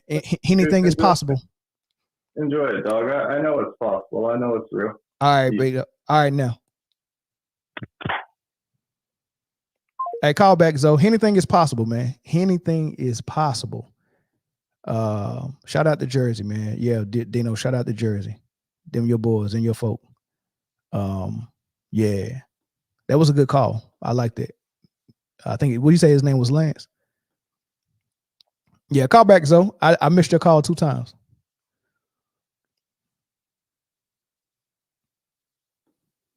I got one Twitch watcher. Man, don't nobody be watching me on Twitch. What's up, big dog? Hey, help me get Twitch followers, big dog. I don't know how to work Twitch, man. What's up, Zoe? What's going on with you, man? Hey, anything's possible, baby. anything is possible. That man said, "Call me anything you want." After that, like that's crazy. Nah, but I'm just calling, man. Shout out to the Man Down Live show and the call in. But yeah, you hit the nail on the head when it came to Draymond. Dude is a overpriced, overrated hustle player. Which you need hustle players, but if you can't replace hustle players, then that's more of an indictment on your front office and an indictment on the coach.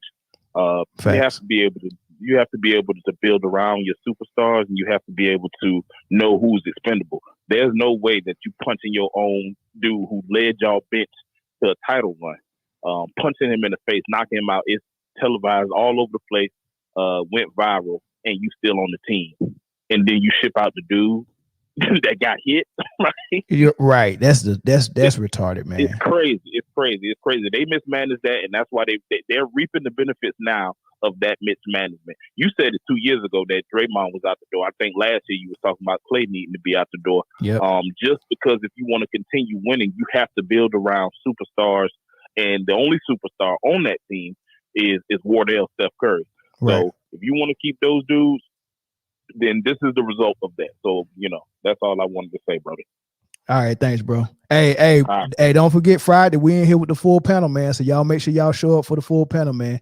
Definitely, man. Make sure y'all hit that like button too. It's 200 people in the comments, and I only see like 84 likes the last time I checked. Make sure y'all hit that like button. Oh man, y'all gotta do better than that, man. Come on, hit the like button. It's free, baby. All right, thanks, though. All right, bro. Man, y'all ain't hitting that like button. Good gracious. Yeah, that was a good call. Yeah, cause he do this, man. Warriors took the heart. They saying y'all respect the one that got shot. I respect the shot.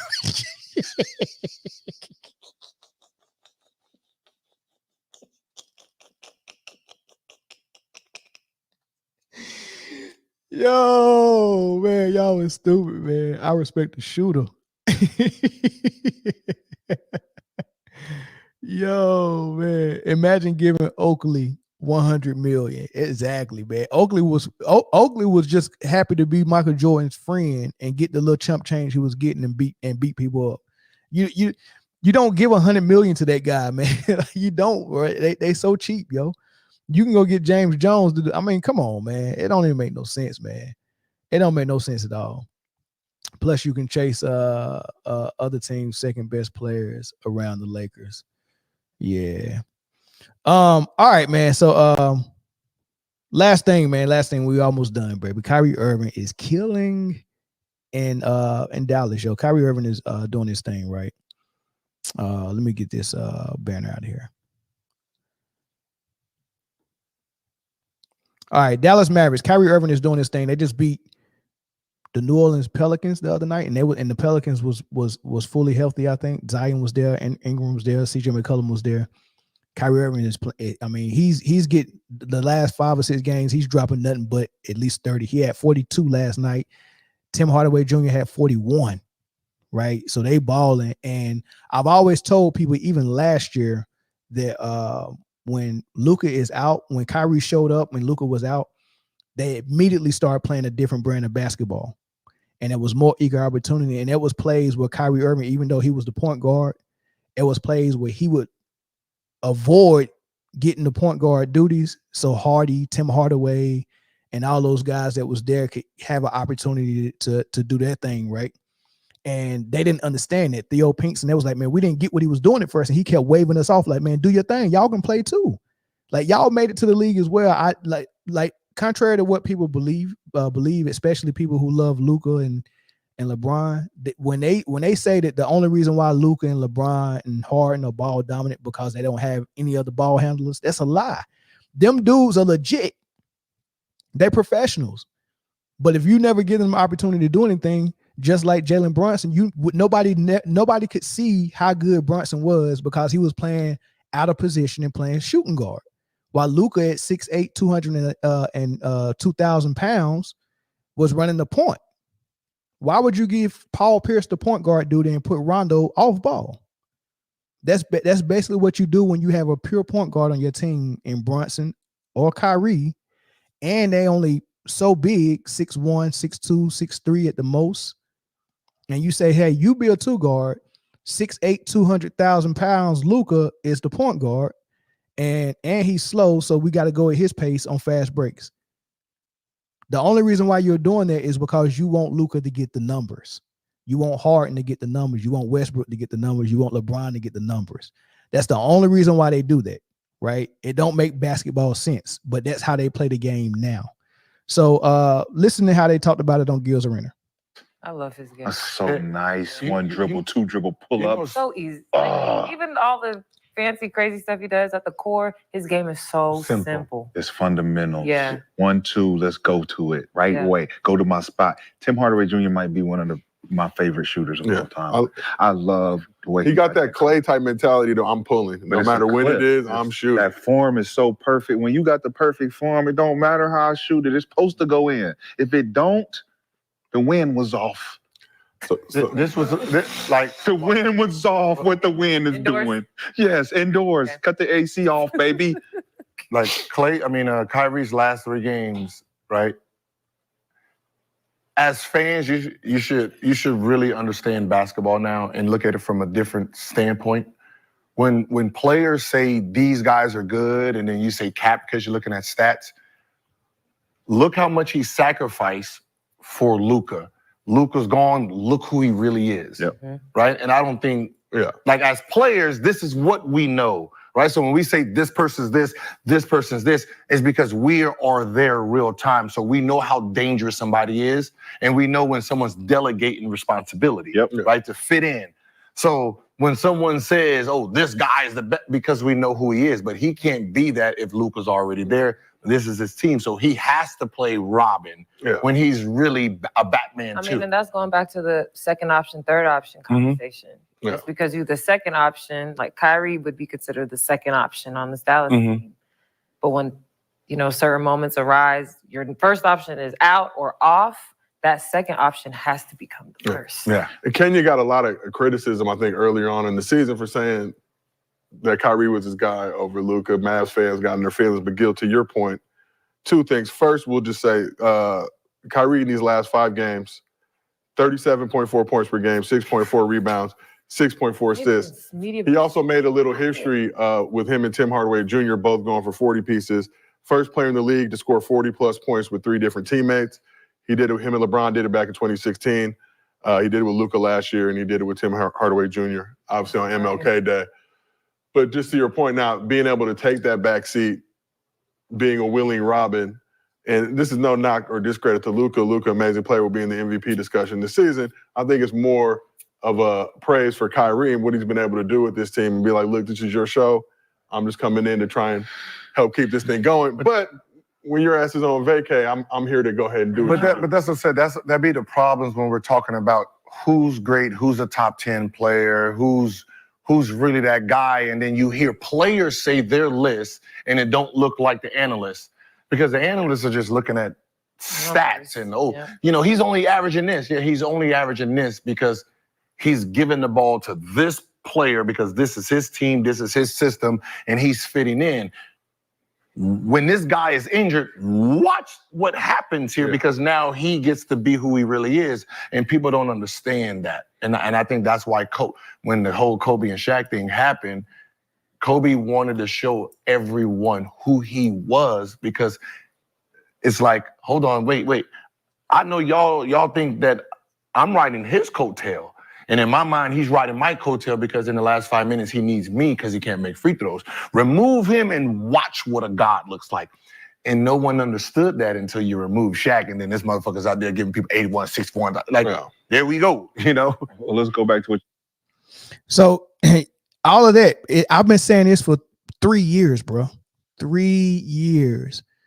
It doesn't make sense for your primary scorer to also be your point guard and primary distributor. It doesn't make sense.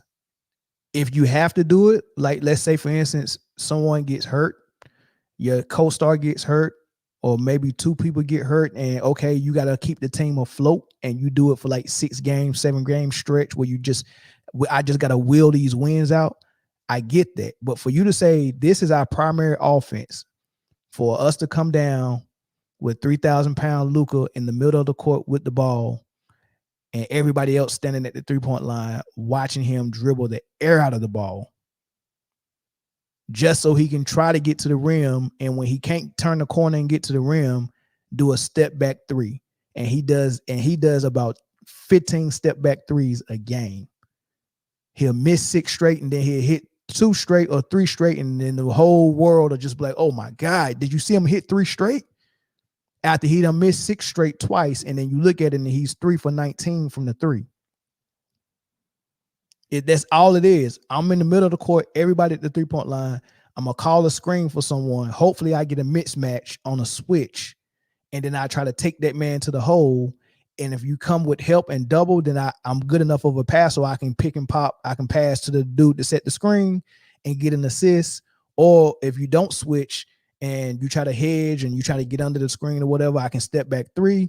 Or if you go over the screen, I can get a crease and drive and get to the free throw line and stop and do that crab dribble until the dude get on his back, and then he go again and do something fat in the air and get a layup or an and one. That's his whole game. That's the entire game while everybody else is watching. And then when he get fattened out and tired, all right, Kyrie, it's your turn to do the same exact thing. And Kyrie's like, I don't want to play like that. Like, I don't want to play like that. He's been saying it since last year. He don't want to play like that. Right. So this thing is crazy. Yeah, and Dante Exum been balling too. But this is crazy. Every time Luka goes out, you see the potential of this team and you see the potential of the teammates. Everybody plays so much better, man.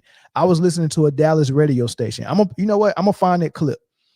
A Dallas radio station last year when the Mavs was playing horrible. They was playing phenomenal when Kyrie showed up, and then when Luka came back, they started playing bad again, and they end up not making the playoffs. And these Dallas radio stations was trying to figure out what was going on, right?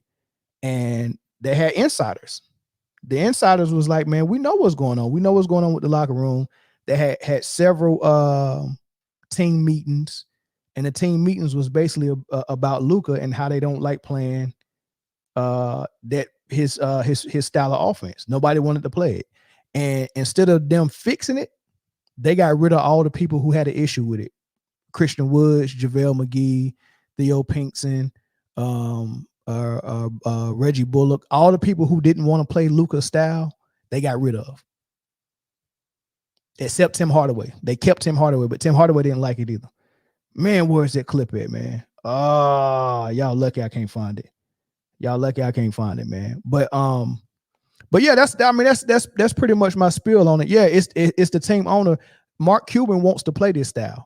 And I don't know if Mark Cuban wants to play like this because it markets Luka. I don't know what he gains by Luka winning MVP, but Mark Cuban, and I've done videos on this. Y'all can go find it. I'll put the link in the description after the show.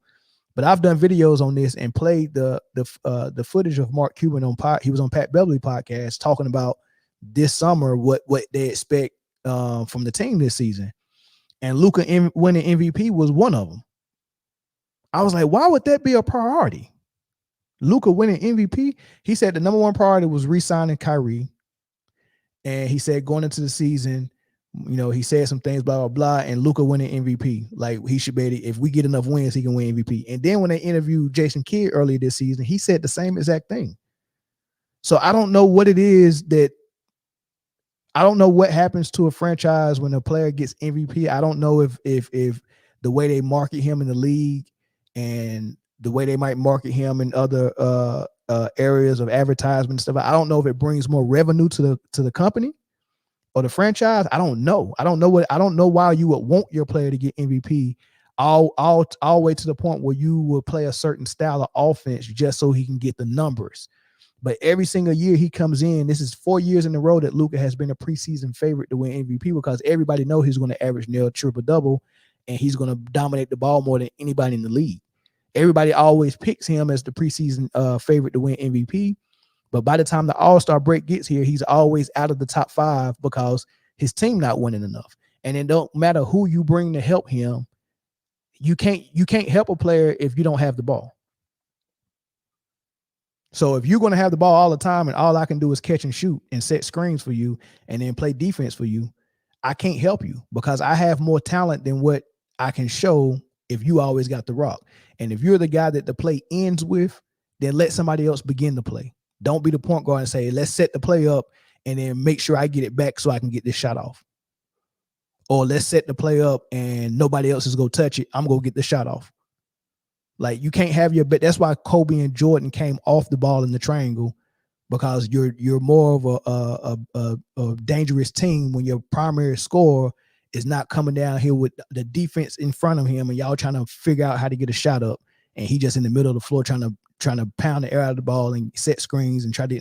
That's the dumbest offense in the world, man. It works in this horrible era of offense now, but it don't work enough for you to actually get through a 82 game season and playoffs, especially when you're 1,000 pounds and you're not that good in shape. So why be ball dominant and play 45 minutes a game when you ain't the best person in shape? Like, you ain't MJ. You ain't walking around here with a 6-pack and cut up everywhere. Tim Grover ain't your trainer. Right? So none of that stuff makes sense, man. But that's my thoughts on it, man. Phone lines is open, man. Look like we got about 15 more minutes before we end the show, man. So phone lines open, man. Let's hear what y'all think about Luka and Kyrie Irving and the Mavs. I want to find this clip though, man. I want to find that clip of that Dallas talk show. I'm gonna find it.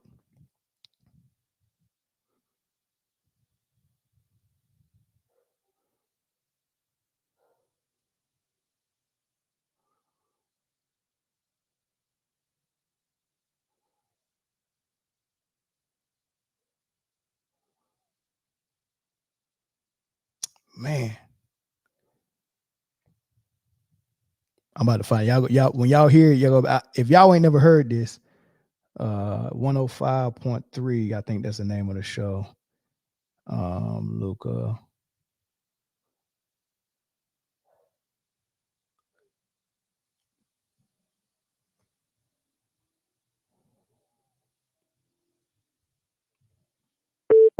Dana, what's up? Nothing much, though. I had to call on that Jersey, boy. It was good. It was good. It was good. Yeah, man. I said it in the comments. I said it not too long ago, but I'm ready to stamp it. Luke, Kyrie is the best basketball player in the league right now. In the league? Interesting. In the league right now, man. Listen. When we break down skill, mentality, like, it's unmatched. We talking about somebody who came in rookie season and went straight at Kobe. Oh, I'm gonna beat you in a one-on-one. You get what I mean? Yeah. We ain't never heard Kobe come in and just straight go for Jordan's neck like that. You know what I mean? So I don't know about that. did he come out and publicly just went straight to Jordan? Hey, play me one-on-one and I got you. No, we didn't. Now, if it did happen, social media wasn't the big thing, and we wasn't able to see the clips on it, right? Right. So I'm unaware. But if it did happen, I retract that statement. But to my knowledge, I don't think that happened. But that right there, right, that alone speaks a certain mentality and a certain kill factor on the court that you have. Not only that, I'm the best. Arguably, I'm the best person you ever seen dribble a basketball. Isaiah Thomas, he didn't have a 0 step and an extra 2 steps, so he's eliminated. AI, he had to fight the league and the rest for a simple 1-2 crossover. You get what I mean? So he wasn't able to do what Kyrie is able to do now. Yeah. The footwork, every shot he puts up looks the same. It's fundamental. The fundamentals are there. Point the elbow, use your guy hand. The finishes at the rim. I could finish at either side of the rim, no matter who's down here. You can put Shaq down here. You can put Dwight Howard down here. I'm gonna finish at this rim. There's nothing you could do about it. Now, as far as defense, that's where it kind of, it slows down. But honestly, I don't think nothing wrong with his defense. And I say that a lot of the times, Kyrie, when he gets beat on defense, is because there's a physical mismatch there. You get what I mean? But the effort is still there. He still defends. He could block shots. I've seen it when he played Steph Curry in the finals before he got hurt the first time. He was locking Steph up. blocked the shot, I think, twice before he went down with the knee injury. Came back the next season. We seen how that went. They played them a little bit more physical. It was more of a team effort. But for the most part, when Steph was guarded by Kyrie, he had difficulty finding his spot and difficulty finding his shot. So defense, I'm not even gonna say we don't got to say it's elite. We don't even got to say it's great, but it gets the job done when it's needed. The man is a beast, man. He is, man. But they going at you in the comment section. They saying he might be the best guard or the most skilled player, but the best player in the league. That's gonna be tough, man. I mean, that's. But you got to go back to the first initial statement. And when we talking about skill of the game and mentality, that's what I said. Okay. Skill in the game is unmatched, man. That's true. That's true. You could say KD but I think KD gets a pass because of his physicality. Yeah. You don't expect a 7-footer to do that, right? So he kind of gets thrown in there for the unicorn of it. You get what I mean? Yeah. But you can say Kyrie, you can say KD, you can say Embiid, you can say Jokic, you can say I don't know, maybe Giannis, maybe. I wouldn't have Giannis that high, but yeah, definitely Embiid, Jokic, KD, yeah. They up there. Tatum up there. SGA is up there too. But we also talking about people that were able to work on their game. You know, go through college. The man played 6 games in college and got drafted number 1. You should have just came out of high school. You should have came out of high school. Yeah, that's true. That's true. You get what I mean? Everybody else, y'all played careers in college. Some of y'all went to championships. All of that. That's all good and stuff. But come on, man. I played 6 games and I went number 1 overall over a good draft at that. It wasn't no scrubs in that. It wasn't really no scrubs in that top 10 in that draft.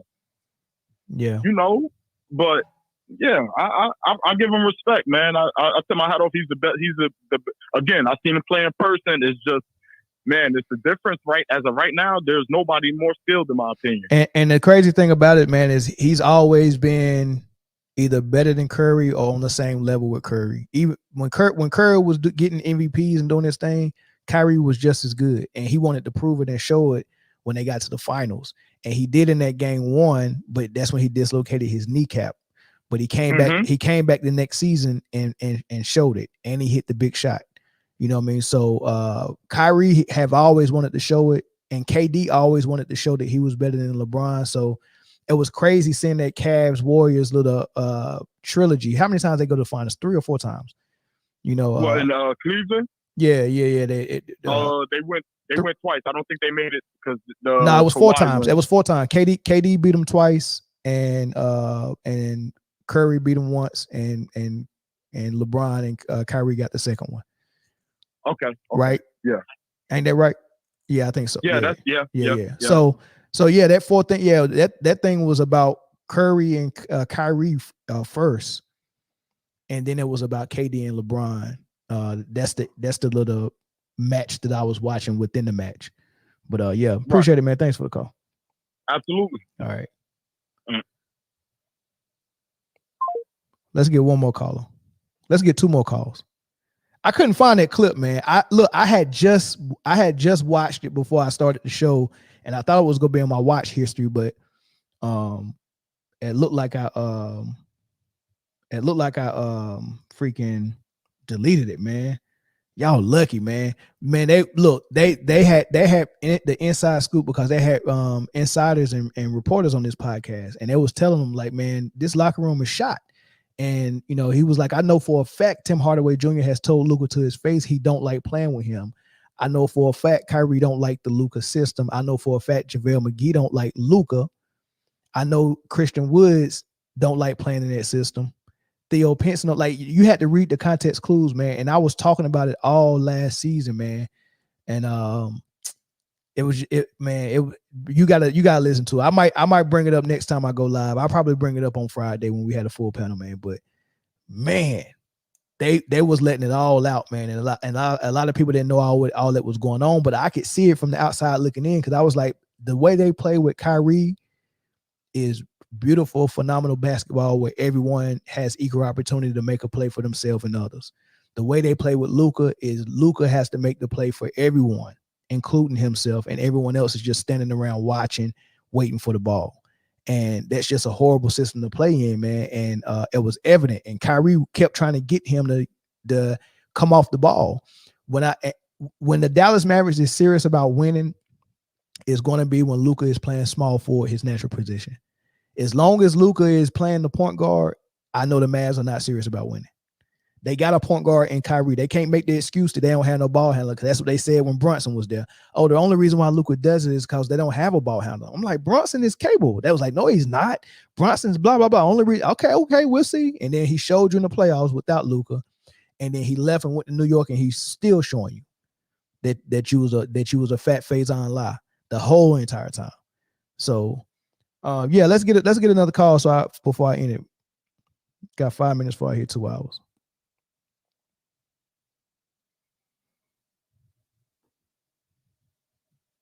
Yeah, he LeBron-like, but more like Harden though.